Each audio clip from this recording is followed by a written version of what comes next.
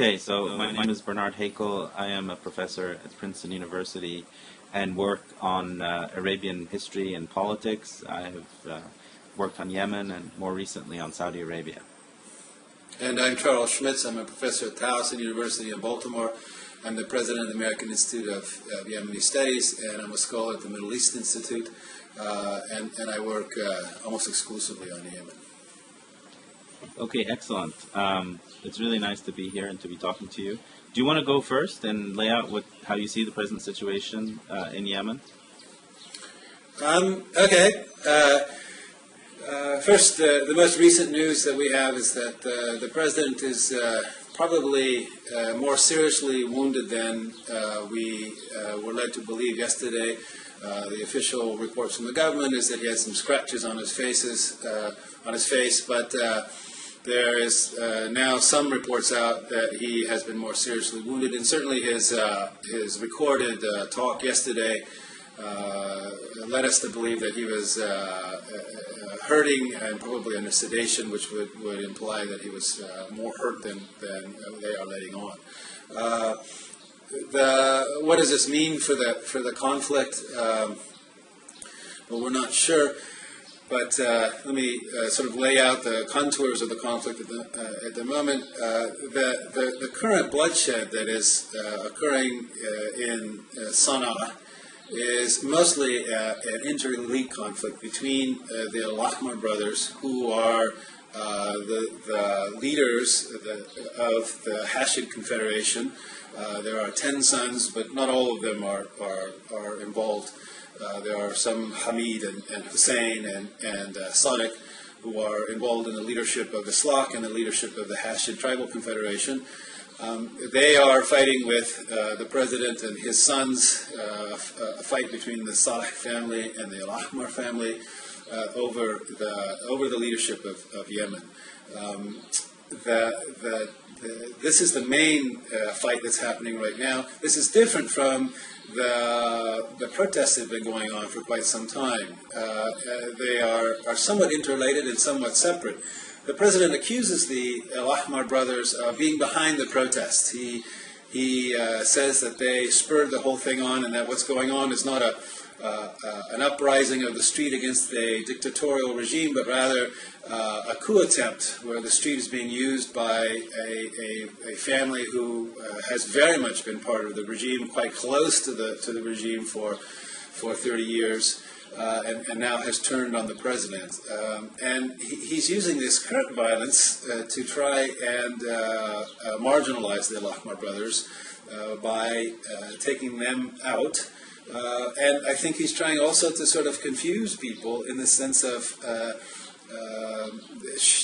trying to show to the world and to Yemenis that the violence in Yemen is an inter-elite battle and not a popular revolt against an autocratic ruler. You want to jump in, Bertie? Yeah. I agree with you. I mean, the thing that seems most clear to me in the Yemeni situation, but also in the Libyan situation and Syrian situation, is that these rulers don't want to let go of power, and they want to stay in power and feel entitled to be in power, and that the government and the country in question belongs to them. So they have a sense of ownership and entitlement over the country.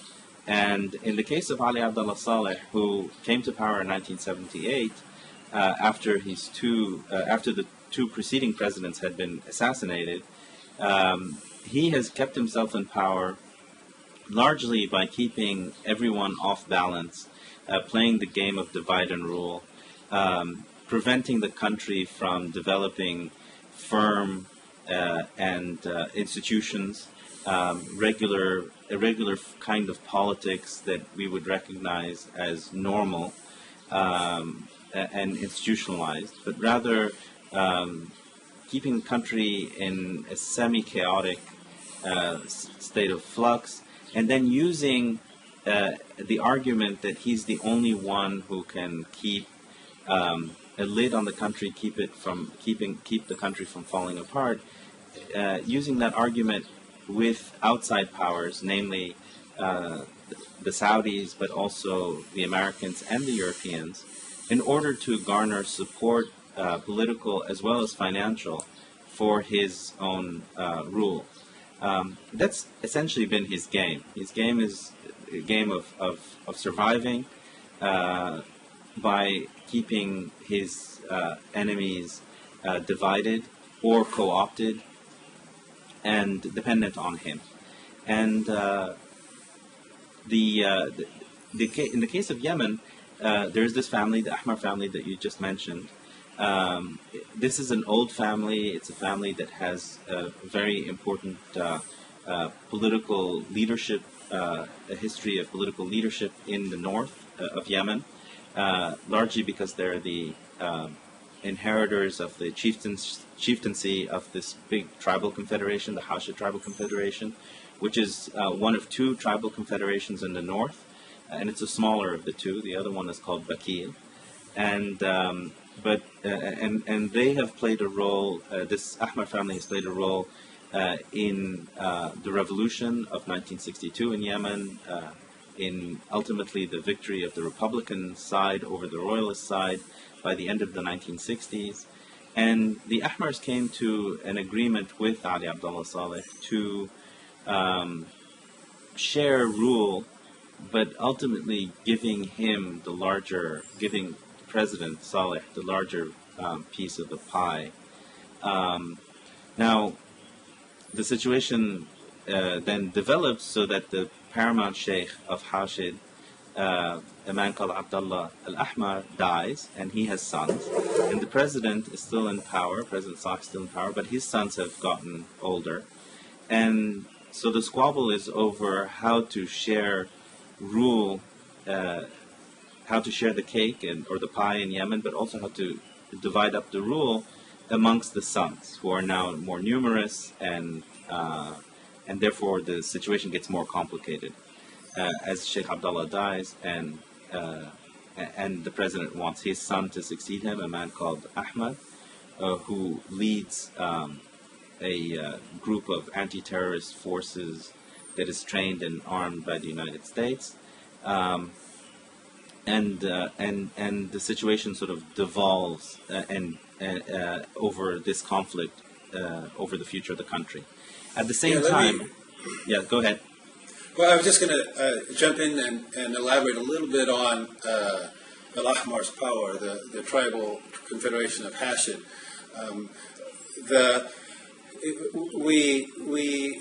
think we make a mistake often in the West in thinking that a tribe is kind of like a command structure, and so that Hashid is the leader of Hashid, the paramount sheikh of Hashid, Sadiq al-Ahmar, who's the son of Abdullah bin Hussein. He sort of give orders, and the tribes come tearing in from outside, and they take over the capital.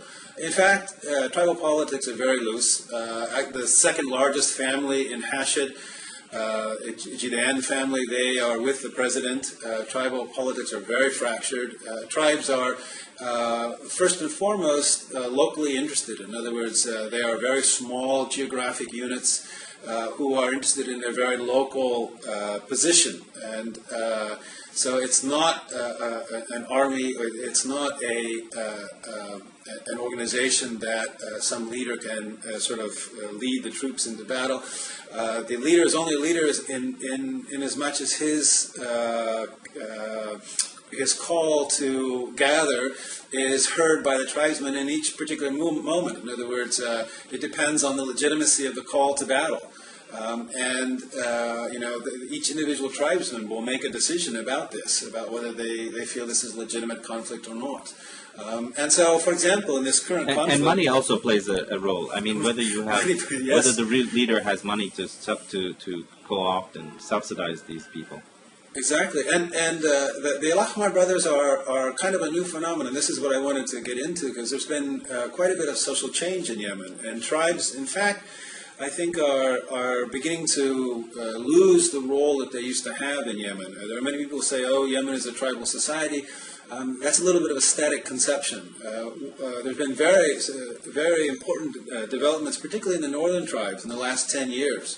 One longer-term trend is that we had the development of what's called the city sheikh. In that revolution in 1962 to 1970, the fight, the tribes took perhaps a more powerful position than they've ever had in Yemeni politics, in that they were empowered by the conflict. They were supported by competing Cold War patrons and given lots of weaponry. And in the formation of the Republic government in 1970, sheikhs took a very large role, and sheikhs have been a majority of the members of parliament since that time. Abdullah bin Hussein was Speaker of Parliament in the United Yemen in 1990, and he was Speaker of Parliament in the YAR before that as well.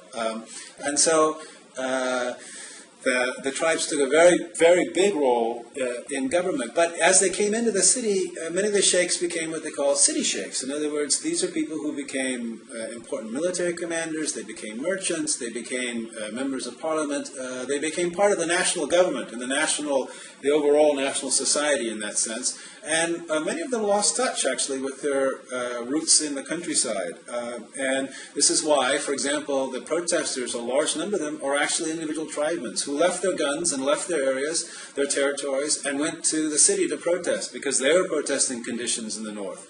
And it's also part of the reason that al-Houthi did so well in the north, because al-Houthi in many cases was able to overthrow local sheikhs' command and gain the allegiance of the individual tribesmen. And this is one of their tactics they used very effectively in the north. And finally, because of the rise of the Houthi in the north, which we're going to have to explain, the Al-Ahmar, the Hashid tribes, were sent. They are clients of Saudi Arabia. They're very important clients of Saudi Arabia in Yemen. They were sent to defeat the Houthis with the Yemeni military, and they were beaten badly by the Houthis. And so the Saudis looked at the Hashid Confederation and said, "Well, you know, we need better clients in Yemen. We need more effectives." They haven't dropped the Hashid Confederation. They haven't dropped the Al-Ahmar, but they haven't been able to protect him from the president either. And the rumor is that the Saudis have stopped all payments into Yemen as a few weeks ago. So the Hashid have sort of lost the role that they played in the north. They've lost their status has been diminished in the north. And the Saudis, I know, have been helping Islahi tribes, but also from Bakil in the Jawf region, looking for possible alternatives or at least complements to their clients in the Hashid Confederation. So all these factors together have sort of diminished somewhat the role of the Hashid Confederation in Yemeni politics. And I think that the president was banking on that when he opened fire on them in Sana'a. I think when he opened fire on them in Sana'a, I'm not sure that it was a desperation move. I think it was a very calculated move, and he thought that he could survive that battle, that he could beat them. And in fact, we hear about tribes taking over garrisons, like you mentioned Ahmed, the son of the president, who's leader of the Republican Guards. There was the 26th Brigade up near Fard of the Mountain, a very important mountain pass in the northeast, towards Marib. It was overrun by tribesmen, and the Republican Guards there had to surrender. And so it looks like the tribes are taking over. But from Amran, which is the headquarters of Hashid, they came down towards the north, and at the checkpoint in the north of the city, they were stopped and turned back. There were some 2,000 tribesmen who tried to get in to help the Al-Ahmar in Hasaba, where they are fighting the government troops, and they were turned back. They couldn't make it. So, in fact, the tribes have not been able to be effective in helping Sadiq al-Ahmar in Hasaba, and we see sort of the limitations. I think people fear the tribes more than their actual power warrants. I think we should back up a bit to explain also that this is a country that is extremely fragmented, and it's fairly big. Yes. It's a fairly big country.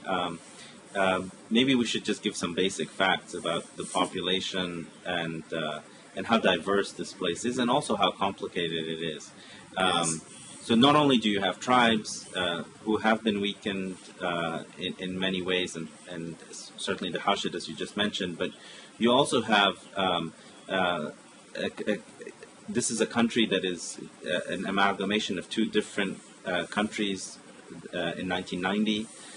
You have the former People's Democratic Republic of Yemen, which is the bit in the south and to the east. And here you also have tribes, but you also have city folk who live in cities like Aden. In addition to the tribes there and to the city folk, you also allegedly have the presence of Al-Qaeda, several hundred fighters of Al-Qaeda. And we have to get back to Al-Qaeda in a second to argue and discuss how they've been used by the president of Yemen to garner outside support and military aid and training. But you also, looking at the country more ecologically and demographically, you have a very large population. This is the most populous country in Arabia. And you have a real problem with disappearing water resources, as well as declining oil and gas resources and revenues. So you have a demographic explosion that continues with a fairly large population that is now, around 24 million or so? Yeah, 24, 25. The good news on the population is that the growth rate is falling. Across the world, growth rates have been falling significantly in the last 20 years. And including in Yemen. Yemen had one of the highest population growth rates in the world at 3.7, but the growth rate has declined to 3.0 and some estimates at 2.9. So the gradual transition, the gradual demographic transition has begun in Yemen. It's not very far along, but it has begun. Demographics are a very big issue. Right, but you also do have a situation where the government has not organized itself to provide basic social services, whether schooling or health, or water or roads. I mean, the country is really the poorest country, I think, in the Arab world, and perhaps one of the poorest countries in the whole world. And you let me jump in for just a second on that one. Yeah. I think that most of us looking at the Arabian Peninsula are Middle Eastern specialists, and it is true that Yemen is one of the poorest countries. It competes with Sudan and Mauritania, if you consider them Arab countries, as at the bottom of all of the development scales. But Yemen actually is sort of at, depending on whether you take the World Bank or the UNDP, it's at the top of the bottom rung or the bottom of the middle rung. And so, for example, Yemen's GDP per capita is twice the average of some sub-Saharan Africa. So it's not, the Middle East is sort of in the middle of the division of the third world countries. So Africa, sub-Saharan Africa is far below it. And on those statistics, the strange thing is that, in fact, in the last 15 years, 20 years, there have been many achievements in Yemen. The latest is in the education. In the 15 to 24, 85%, 15 to 24-year-olds, 85% now are literate.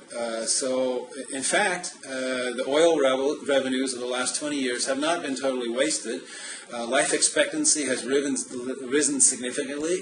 It was 55 in 1990, and now it's 63 in Yemen.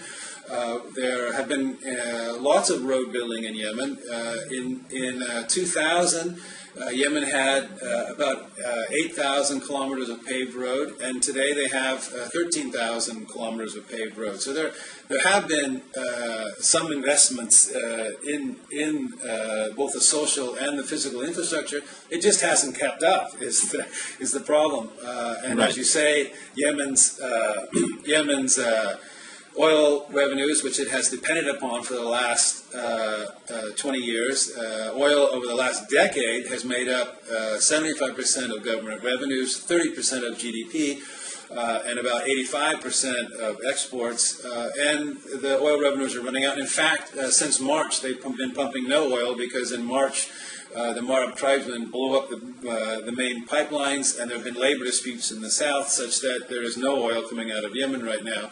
And it is causing a crunch on the economy. Yemen was facing a transition away from an oil economy anyway, And unfortunately, such a transition requires a very capable government and an organized government, and that's what Yemen does not have right now. So that the difficulties of the transition away from an oil economy are going to be made that much more difficult because of all the fighting that's going on.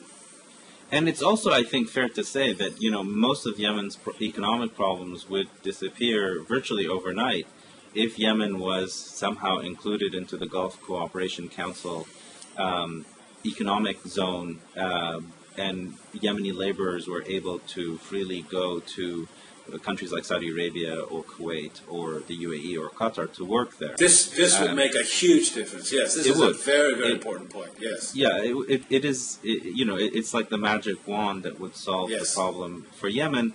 The problem, though, is a twofold one. On the one hand, in 1990, when Iraq invaded Kuwait, there were 800,000, a million Yemenis working in Saudi Arabia. And they were virtually expelled overnight because President Saleh essentially sided with the Iraqis against the coalition that the Saudis were putting together with the United States to liberate Kuwait from the Iraqi invasion. And as a way of punishing President Saleh and Yemen, these laborers were expelled.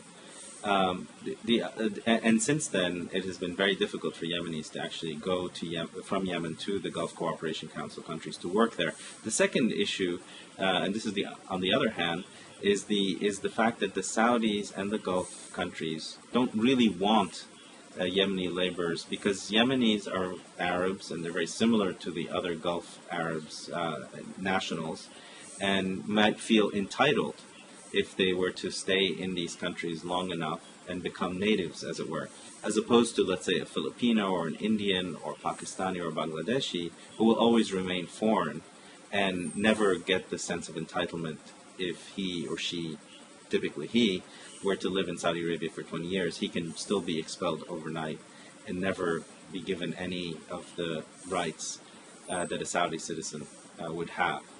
And Bernie, I think we should just emphasize in the United Arab Emirates, it's 90% of the people, residents there, who are foreign labor. In Saudi Arabia, it's like 30%. I mean, this is a huge number of people. Right. They could easily absorb the Yemeni laborers and still need other laborers from other countries. But that's not likely to happen. And I think that is, one of the curses of the Yemeni situation, which is that unless something like that happens, Yemen is really going to face a very dire future economically, and maybe even ecologically, if the water does run out in cities like Taiz or Sana'a. And I'm not sure, and I suspect that if that happens, the more economically difficult the situation becomes, or even ecologically becomes, the more likely tensions and struggle and strife will emerge in Yemen, and that might lead to forms of warfare, because this is a country that is very armed, very heavily armed, and where you have a government that is essentially, for the last few months, dysfunctional. So I worry about Yemen on a number of fronts. Not only because of the poor leadership that it has now and has had for some time, but also because it has been badly managed and has real structural problems that need to be fixed. Let me just jump in on one perhaps positive note, the silver lining that we can get out of the current events, meaning the protests. In that Yemen's economic problems, Yemen's ecological problems are, as you said, questions of management. I mean, water in Yemen is a renewable natural resource. The water in Sana'a, the water in Taiz, most of Yemen's water right now is not fossil water. They do have fossil water in the east. Fossil water is always associated with oil. And in the Hadramaut, there's a very large pool of fossil water, which I understand from the former water minister, Yemeni, that it is good water that can be used, and they actually are using it right now in McCullough. So that's a good resource. But in the rest of the country, it's basically water, and what has happened is that the rain is the source of it, and the aquifers have been drawn down because of the bore wells and pumping. And what needs to happen is it needs to be regulated. And if it's regulated, then it can be managed. Of course, Yemen has very little water per capita, and that's an amount that's reducing because of the population growth. But it is something that can be managed. And the same is true of the economy. I mean, Yemen has lots of resources, and we should be very careful when we think about Yemen, because everybody says, oh, well, the oil is running out, the water's running out, and then there's nothing, and so the Yemeni economy will collapse. Well, actually, there is no correlation between economic wealth, economic growth, and natural resources. The African countries are extremely rich. They're extremely well endowed with natural resources, and they're the poorest in the world. And there are countries like Japan who are extremely poorly endowed with natural resources, and they're very wealthy. Wealth comes from human labor and management and social institutions. And so it is a question of management. And then the silver lining that we see is that the opposition movement, and here we need to differentiate between the official opposition and the protest movements. The protest movements in the streets have been able to overcome many of the divisions that exist in Yemeni society. So, for example, the official opposition parties are a coalition of socialists from the former communists in the south, with Islah, the Muslim Brotherhood, tribal groupings, and even because of the protest movements, for the first time, they brought together the Southern Secessionist movement, and they brought together the Houthis, who are all now talking to one another. All of these groups at one time or another were trying to kill each other. And they've come together in opposition to Ali Abdullah Saleh. And the one hope, I mean, Ali Abdullah Saleh, I know, had been counting on for them all coming apart and killing each other and fighting. And he knew that time was on his side. And he was just trying to draw people along until they fell apart. And they didn't. And that's why he was boxed into a corner.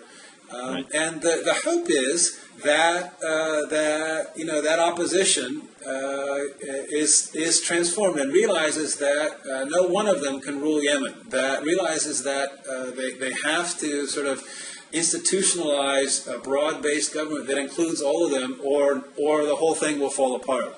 And one important thing is that the leaders of Hashid, or we should say Al-Ahmar, Sadiq Al-Ahmar, he is looked upon with great suspicion by the street in Sana'a, by the protesters in Sana'a, because he is as much a part of the regime as the president himself. And they have all said that they do not want the Al-Ahmar brothers replacing the president, because that's basically the same regime again. So is Ali Mohsen. I mean, the relative of the president who was broken from the president and who leads a brigade of the army. Yes. Well, Bernie, my hope there is that he has stayed out of the fighting. Yesterday, after the president was targeted in the mosque in the presidential palace, they blew apart Hamid al-Ahmar's house, which I believe is in Hada. My understanding was his house was in Hada. And Ali Mohsen's house as well was also blown apart. And they have lobbed shells into his headquarters. And he has. My understanding is that he has restrained from joining the fight. And one interesting thing, if I just throw it in, today in Tayez, one of the big brigades, which I think is the armored brigade, defected, and they said they went with the protesters. And I was sitting there wondering, well, what does it mean they went with the protesters? Immediately in Tayez, it means that they pledged to protect the protesters in the street. But it also means, I think, that they fall under Ali Mohsen's command, which means basically they retire from fighting, because he's not in the fighting. And in fact, he's been protecting the protesters in Sana'a as well. Yes, but not engaging in battles. I mean, they swept out some of the snipers at one point that started shooting at the protesters. But other than that, they've been not engaging in the battles, which is a hopeful sign, because Ali Mohsen was the enforcer of the regime. He was the guy that fought the Houthis. He's the one that put all the Southerners in prisons, right?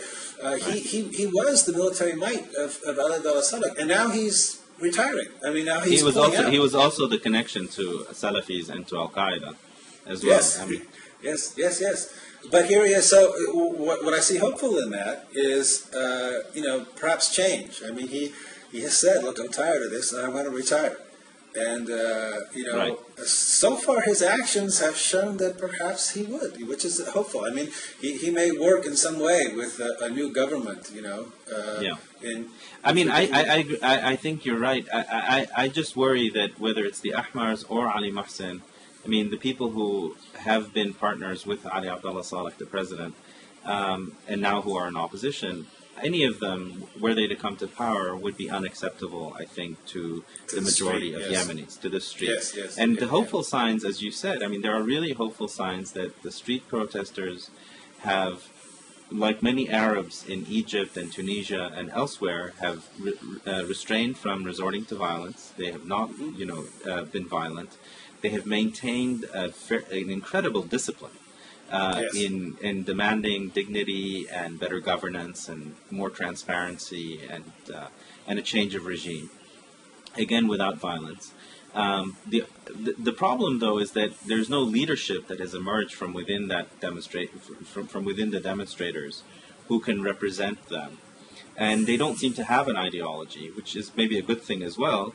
But the opposition groups, who, as you said, are very divided, and who President Saleh was waiting for them to fight with each other because of their divisions and differences, they also don't fully represent the protesters on the street either. No. And in addition to all of that, so you have an opposition movement that's fragmented, that doesn't necessarily represent the protesters in the street. You have the protesters who are not ideological, but also not united under one leadership. And on the outside, you have Saudi Arabia and the Gulf countries, but mainly Saudi Arabia, playing a role that is not very clear, but I don't think that the Saudis want to see a democracy flourish in Yemen. I mean, they don't want to see a representative form of government. They would rather see one of their clients come to power. Someone better than Ali Abdullah Saleh, but not necessarily that much better. Someone like, someone either like Ali Mohsen, or maybe the Ahmar brothers, or maybe some other person, because the Saudis have tentacles throughout the Yemeni society. They have given money to almost everybody in Yemeni society, and see it as their backyard, the way I guess the United States sees Mexico, and want to have a great say over what happens in Yemen, for reasons that are understandable. Yeah, I think in the context of their invitation of Morocco and Jordan to join the Gulf Cooperation Council, to make it a club of monarchies, I think your comments are very, very appropriate. I would say that there may have been. I think Al Qaeda in Yemen may have changed a little bit, and maybe you know more about this, the Saudi approach to it, in the sense that. They, like the United States, in the big picture, what they want to see is a stable Yemen. What they fear is a Yemen that's very strong, and of course they do fear the export of Yemeni ideas about Republican government and elections and whatnot to the rest of the Gulf. They do fear that. But I think that to understand the Americans, you have to understand their logic, which I think is. Very much that instability is to the benefit of Al Qaeda. That's an assumption that any instability Al Qaeda is going to gain by. We'd have to pull that assumption apart a little bit. I'm not exactly sure how that works, but I think the Saudis somewhat agree with that. And I think one very interesting thing in this is that if the United States in Yemen has not a very large. In fact, the embassy is very small compared, for example, for Pakistan. In terms of the importance that the White House gives Yemen, they certainly don't give the State Department and the embassy very much resources. And the military presence is the largest presence in Yemen. In other words, the military assistance to the Yemeni government is about $150 million a year, and the United States gives actually very little aid to Yemen. They very recently increased it to match the military aid as a symbolic move, but that was over multiple years, so actually the military aid per year is more. The United States, they really don't care what happens I should say that the main criteria for the United States is stability. They see stability as the most important thing. And I think that the United States, the one place the United States, if it wants to be very effective, it is in convincing the Gulf that it is in the Gulf interests to have a more prosperous and a more stable Yemen, and for the United States to sort of push a picture or push a vision of a stable Yemen, which the Saudis may not exactly agree with, but perhaps to be more effective than what the Saudis have done, which is sort of to support all sides and not really have a very organized vision of what should be happening in Yemen. In this, the United States could play actually an effective role in helping Yemen by sort of playing a leadership role in the region of sort of overcoming a lot of the Gulf fears of Yemen. Yeah, I mean, looking at it from a Saudi perspective, the Saudis have inherited sort of two conflicting sets of propositions about Yemen. The Saudi leadership inherited from their father, the founder of Saudi Arabia, King Abdulaziz, the idea that Yemen is a source of instability and trouble, and therefore, as a united country, and therefore keeping it weak was a strategic long-term interest. The problem with keeping Yemen weak is that it becomes unstable to the point where it in fact begins to threaten you. And yes. So they have these conflicting strategic views on Yemen, which is it shouldn't become too strong, but it shouldn't become so weak as to become a source of major instability. And the person who seems to run Yemen now in Saudi Arabia is the interior minister and his son, Prince Mohammed, who has led the war against Al-Qaeda in Saudi Arabia. And in fact, he was so effective at defeating Al-Qaeda in Saudi Arabia that the survivors ended up going to Yemen, uniting with the Yemeni version of Al-Qaeda, and creating what is called the Al-Qaeda in the Arabian Peninsula. Again, we're talking about a small number of people, and the thing I wanted to say about Al-Qaeda, and this is a point that a lesson that Al-Qaeda drew from its experience in Somalia, which is that a society that has total breakdown and chaos is in fact not a society in which Al-Qaeda can survive. Al-Qaeda still needs the light switch to come on, it still needs access to the internet, it still needs a modicum of stability in order to survive, and it certainly will need the Yemeni tribes to provide it protection, and using family links and old alliances to be given protection in Yemen. So I don't think it's in Al-Qaeda's interest to see a completely dismantled and fragmented Yemen or chaotic Yemen. They want some modicum of order and stability in order to survive. And I think the U.S. policy on Yemen has been quite myopic because it has only seen Yemen through the prism of the war on terror and the threat of Al-Qaeda. And the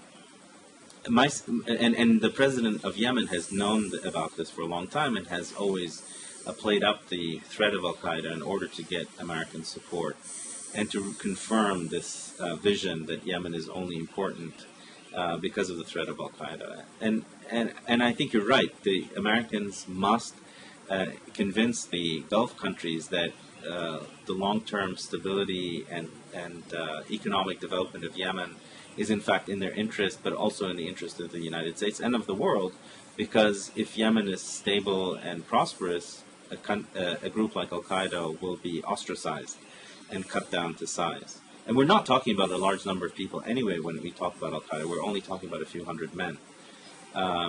So I think the threat of Al-Qaeda has been overblown, and it has been used very effectively by the Yemeni government.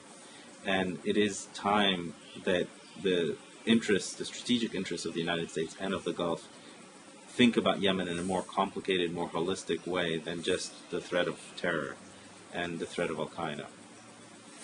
Yeah, I guess we should talk a little bit about the southern movement in Yemen, the southern part of Yemen, which is actually not getting much news at all. The only thing that you get is that fighters that are supposedly associated with Al-Qaeda have taken over Zinjibar. And just a few things related to that. I mean, I agree with you, Bernie, completely that Al-Qaeda very marginal to Yemeni society. In fact, if you ask Yemenis what they think about Al-Qaeda, they think it's an American creation or creation of the president to get aid from the Americans. And because Al-Qaeda has no presence within Yemeni society. I mean, they don't speak to Yemeni society. They don't, they're not really looked at Yemen. They're not seen by Yemenis. Yemenis have very different things to worry about, like their government and their daily food and these sorts of things. And Al-Qaeda is irrelevant to all that. And then, the events, it's not just been Zinjibar, it's been Lauda and Ja'ar have been two towns that have been taken over by these fighters. These fighters, their identities are unknown. And they are called mujahideen.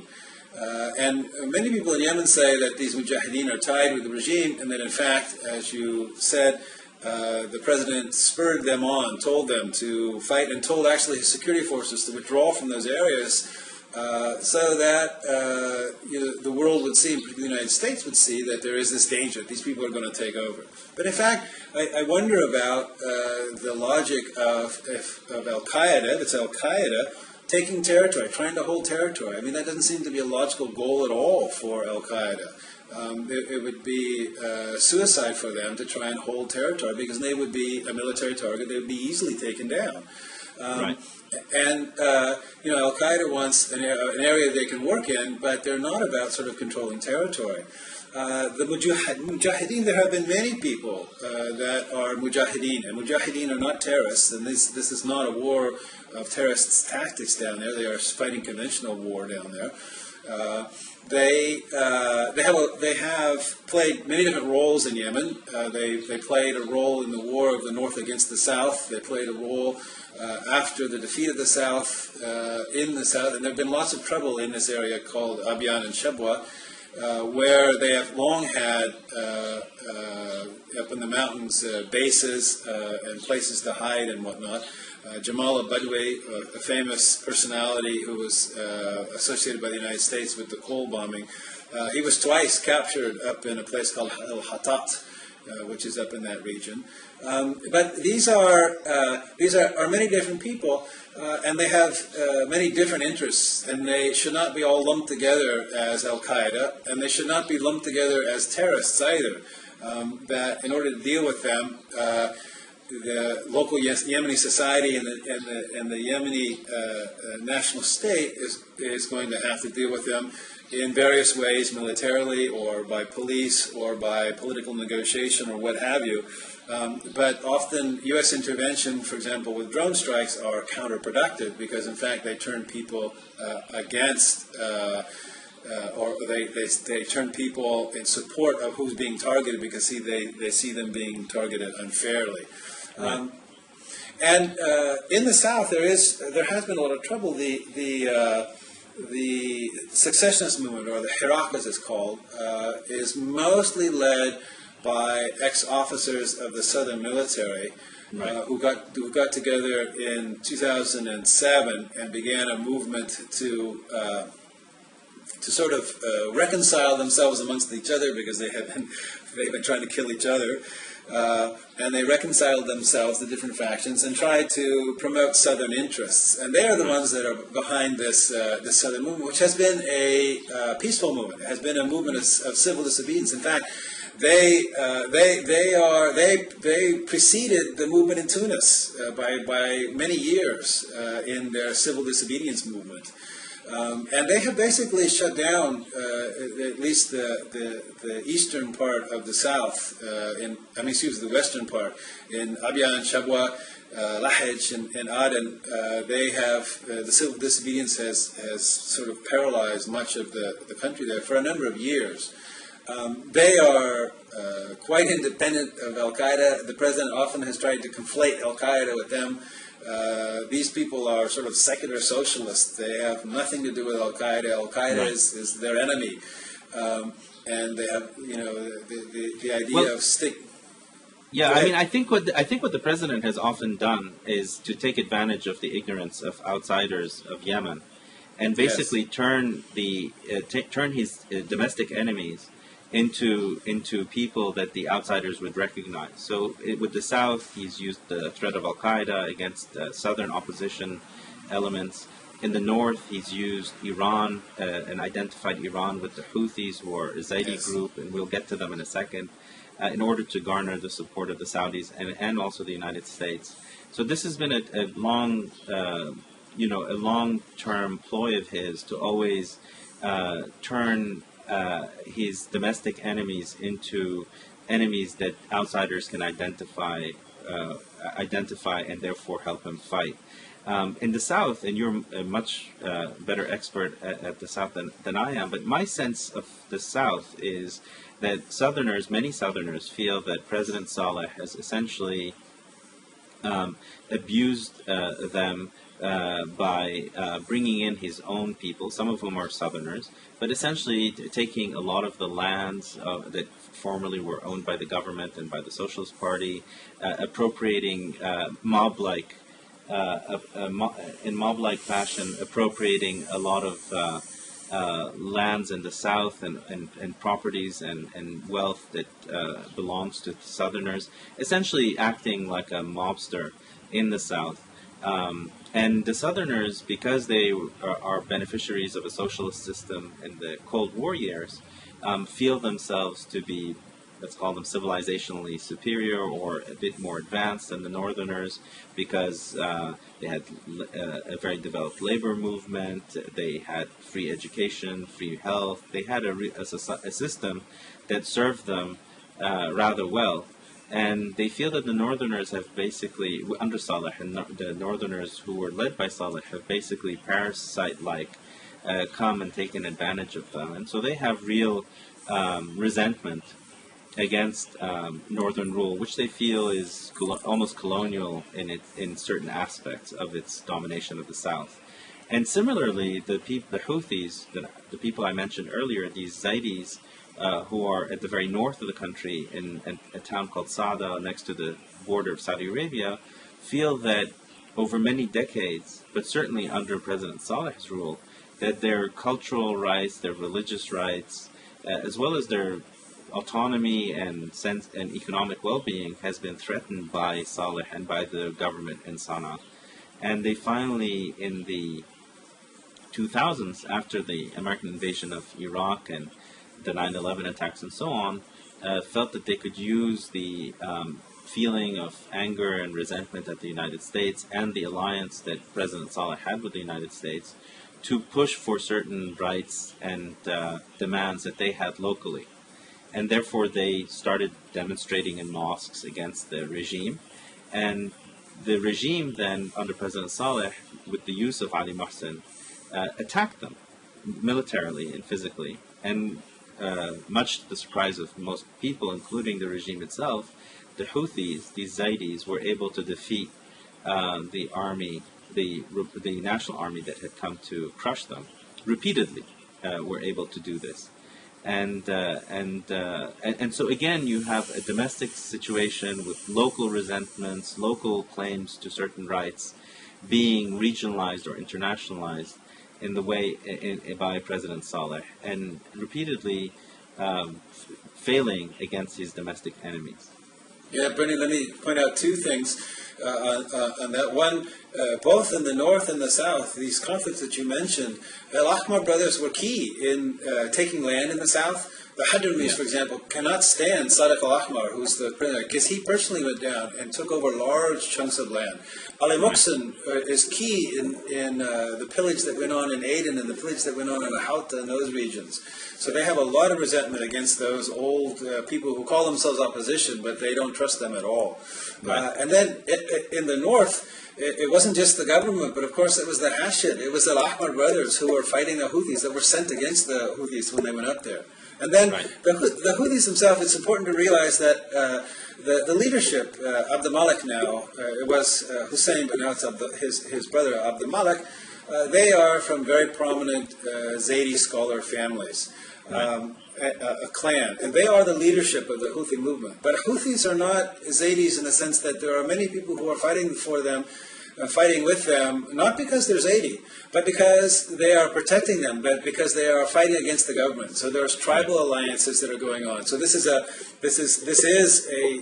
fight that includes the Zaidi scholars, the Zaidi elite, some of the Zaidi elite. Much of the Zaidi elite is in Sana'a, and they have nothing to do with it.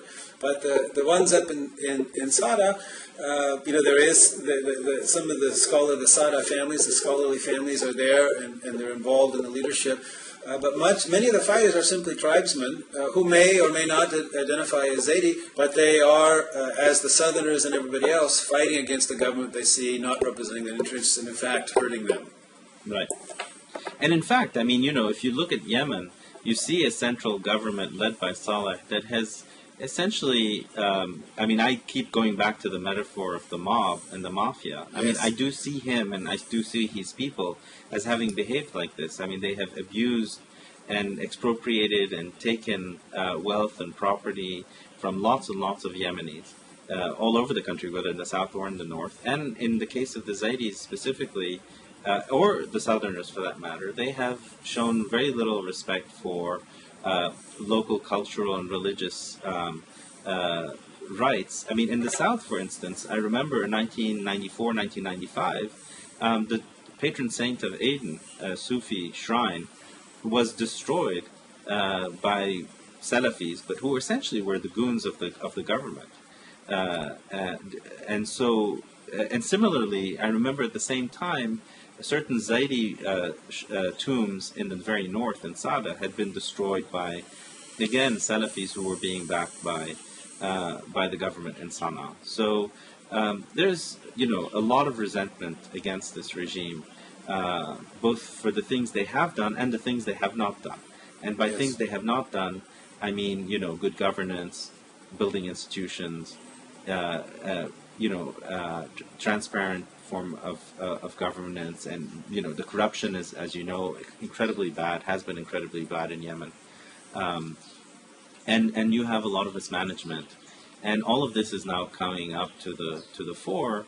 And I think a lot of the protesters, while not openly ideological by being Islamists or being or falling under one of the umbrellas of the political parties in opposition, are giving expression to this sense of being tired, being resentful, that the country has been so badly run for so many decades. Yeah, I think your analogy to mafia is very good, and if we can extend that analogy just a little bit, we could say that the current battle that's going on in Sana'a is a battle between the mafia dons. This is two big families that are battling it out that has little to do with the rest of the problems of the country. That's absolutely right.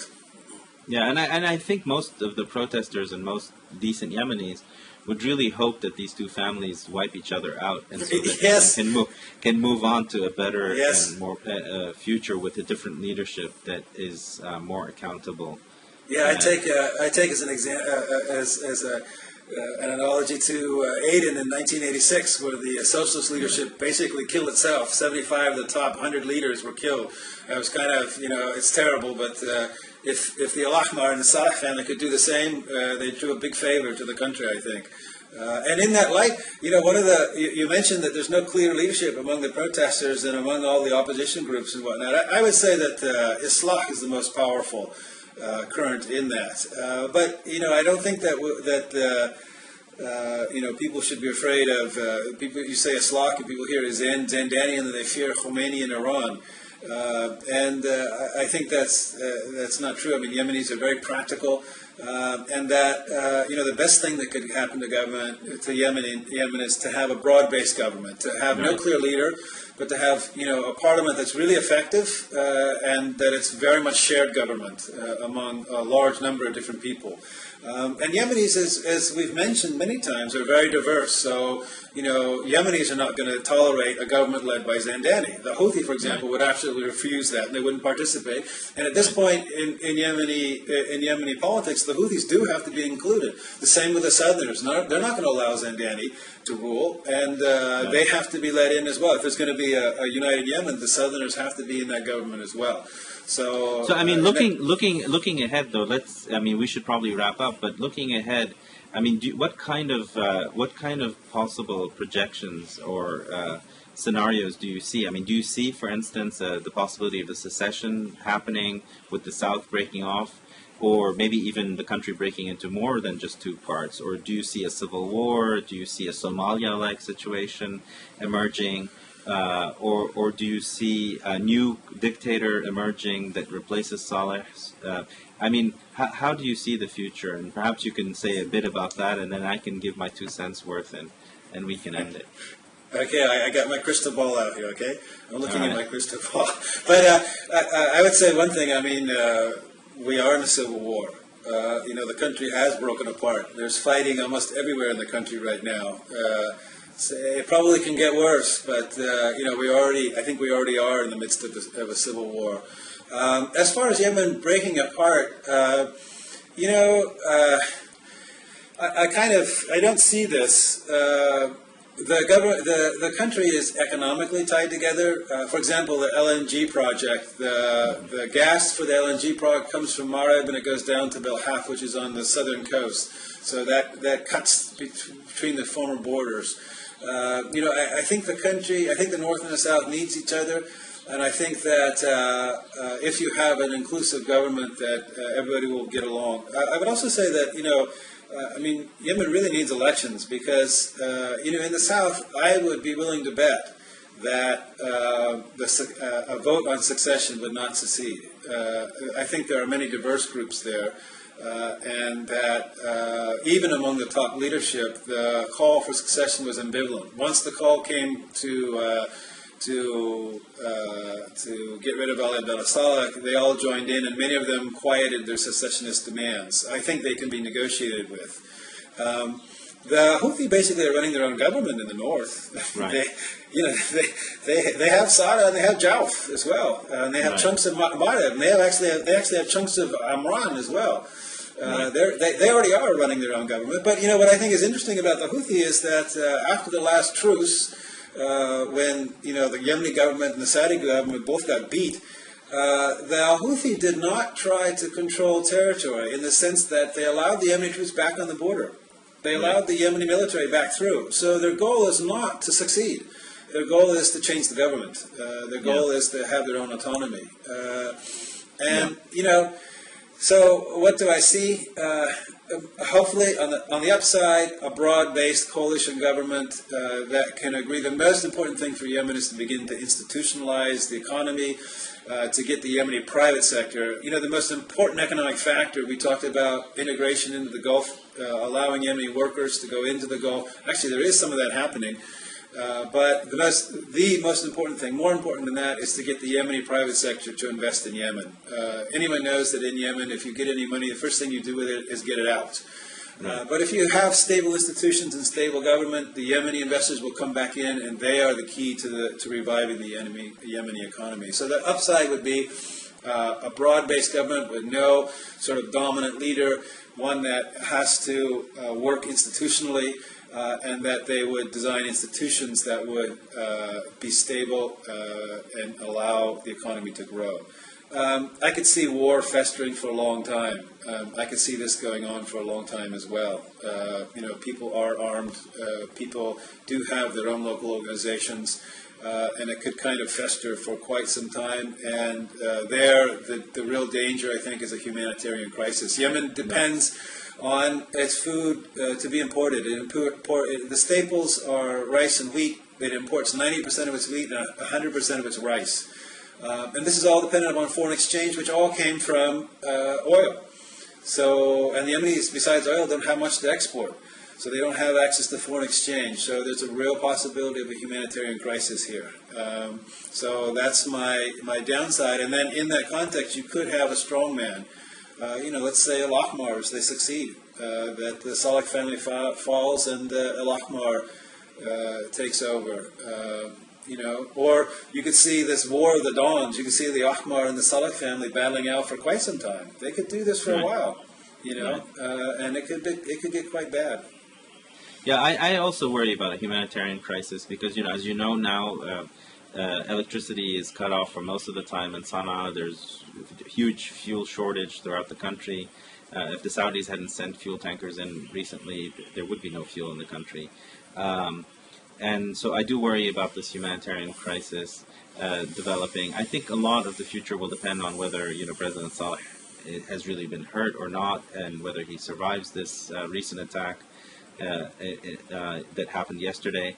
And I also attribute, what will happen to how involved the Saudis will be and how money is going to be spent in the country. So, if we take the 1960s and the Civil War as an example, if outsiders are willing to give tribes money and to foment a civil war, then one could emerge. And against President Saleh, I gather he's run out of money. He's been borrowing heavily from the rich businessmen in the country. And if he has money and is willing to spend it, then this can go on for quite some time. But if there is no money to be spent for different warring factions to go at each other, then hopefully this will end very quickly. And we will see a transition. And on the upside, having a coalition government that is representative of all the groups would be ideal, with elections being held fairly shortly, both at the parliamentary and the presidential level. And as far as secession is concerned, I think that will only happen if the Saudis want it to happen and will pay for it to happen. Otherwise, I don't see Yemenis really as wanting it right now. But I am very, very worried for the country, and specifically for the structural reasons that we outlined earlier. And so, we'll have to wait and see what happens. But it's not a nice time. It's pretty ugly what's happening in the streets in Sana'a today. Yes, no, it's very, very worrisome. It's it's depressing what this has come to, and there was no need to do it. There was no need no need to get to this. Yeah, absolutely.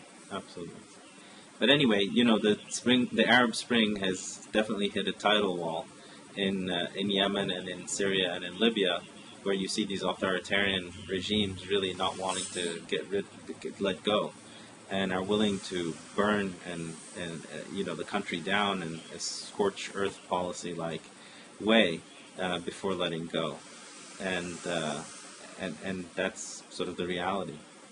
Yes, like mafia dons, they're willing to take the whole country with them. That's right. Exactly. That's right. Anyway, it's been great talking to you, and yes, you too. And we'll keep in touch, and best of luck. I'll upload this now. Thanks again, Chuck. All right, bye-bye. Take care, bye-bye. So this is a follow-up to the earlier conversation where we weren't sure what had happened to Ali Abdullah Saleh and how badly injured he was, and now we know that he in fact has had some facial burns and perhaps even more serious injury in his chest, and has been medevaced essentially out of Sana'a to Saudi Arabia. The Saudis sent a hospital airplane with some doctors, and he's now in Riyadh being treated there. The question is, is he ever going to come back to Yemen? Is his rule over? And I don't know what your thoughts on this are, Chuck, but perhaps you can start with your views, and then I will comment. And okay. All right. Well, the one thing I would say is that his sons are still there, and in the heat of the protests, the demands were that the sons leave as well, because they felt that Ali Abdullah Saleh had spent the last 10 years sort of putting his family into power and marginalizing those that might oppose them, which is a lot of the cause of the current crisis. And the sons are still there. So it's an open question. I agree that it would be very difficult for Ali Abdullah Saleh to come back. In fact, he's in Saudi custody basically now, and they certainly don't want him to come back. But his power structure and his government are still there. I don't know how much the symbolic impact of the president leaving will have. It might have a lot of impact, but in any case, you're going to have to deal with the sons of Ali Abdullah Saleh, who still are in command of the armed forces there. Right. I mean, it could be a nice exit for him, or at least a clean exit if he were not to return. And the Saudis now,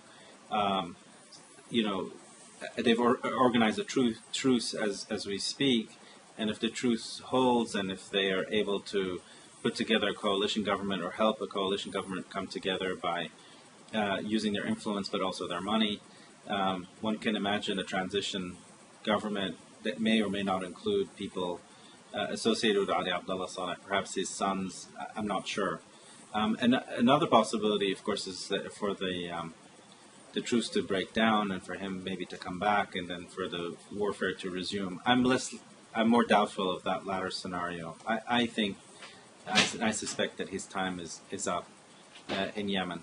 And now, one reason I also think that the Saudis have a huge role to play is that the sons of Sheikh Abdullah al-Ahmar have been on Jazeera and other TV networks, and they've been incredibly sycophantic to the Saudis, which means that they now see the Saudis as the principal power brokers in the country and players in the country, and everyone is now jostling for position. So for those reasons, I think that it's likely that Saleh is going to be out of the picture for good, which means that he's the third Arab leader/dictator who has now been toppled. Yes, which for Yemen, it's probably a very good thing.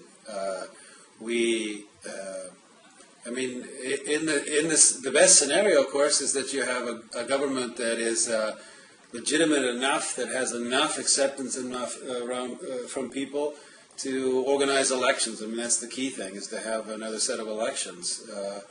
And if they can organize legitimate elections and keep Ahmed, the son of the president, and Hamid, one of the Ahmar brothers, out of the picture and quiet, I think it might work, yes.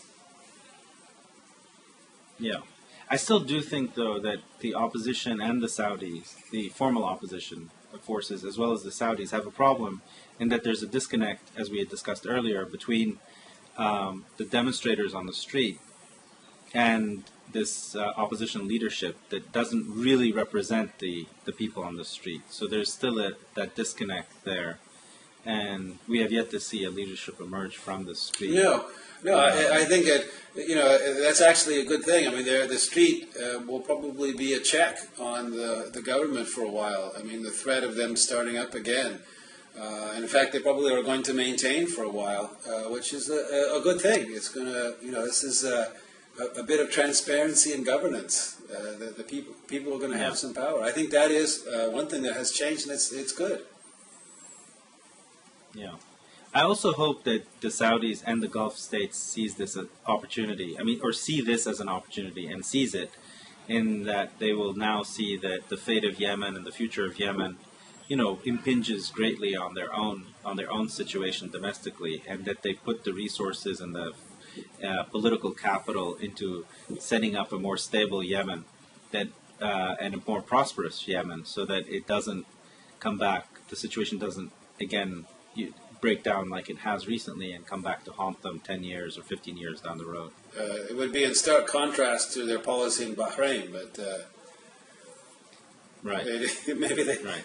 I myself am doubtful. Yeah, I myself am doubtful about the limits of the imaginative and risk-taking capacities of the Saudis and of the Gulf states with respect to Yemen or anywhere else. I think they're much more about stability and order and a continuation of the status quo than they are about any real political reform and real change. Well, I think also there are much greater limits on Saudi power in Yemen. It's to say the Saudis are the most influential country in Yemen, but there are some limits. I mean, Ali Abdullah Saleh was basically thumbing his nose at them for a long time. That's right. But they will be spending a lot of money there, I think, and I don't think anyone can compete with them when it comes to the amount of money that they can spend. which hopefully will have some positive effect. Although I think we both share a bit of skepticism about this. Anyway, we shall see. I think the key is whether the Yemeni opposition and street and the various political factions can come together and build something that lasts. That's what we have to see. And one of my worries actually is that if the Saudis and the Gulfies push, somebody like Ali Mohsen or someone like Hamid al-Ahmar, that in fact the street will refuse. And there'll be more trouble to accept them. To accept them because they'll see them as more of the same. Anyway, we'll see. We'll see how it goes. We'll do it again in half a year. Okay, I hope so. Thanks, Chuck. That was really great fun. Bye-bye. Take care. Bye.